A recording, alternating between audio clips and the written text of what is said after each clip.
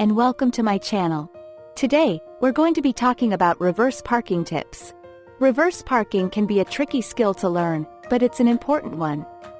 By following these tips, you can learn to reverse park like a pro. Tip number 1. Choose the right spot. The first step is to choose the right spot to reverse park into.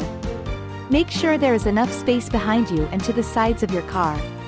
You should also avoid parking in spots that are too narrow or have obstacles behind them. Tip number 2.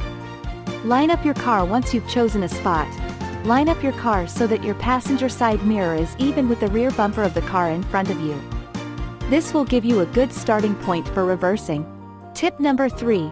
Turn your wheel next. Turn your steering wheel all the way to the right. Then, slowly start to back up. As you're backing up, keep an eye on your passenger side mirror.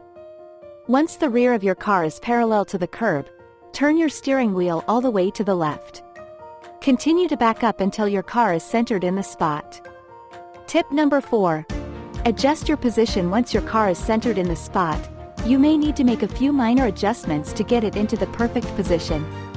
To do this, simply turn your steering wheel in the direction you want to go. Tip number 5. Be patient. Reverse parking takes practice. Don't get discouraged if you don't get it perfect right away. Just keep practicing, and you'll be a pro in no time.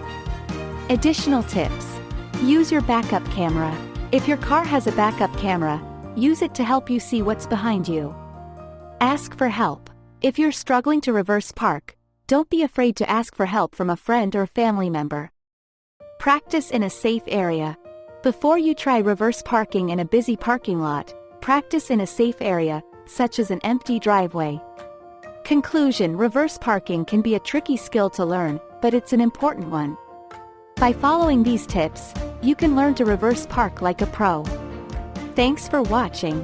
I hope this video was helpful. If you have any questions, please leave them in the comments below. Bonus tip.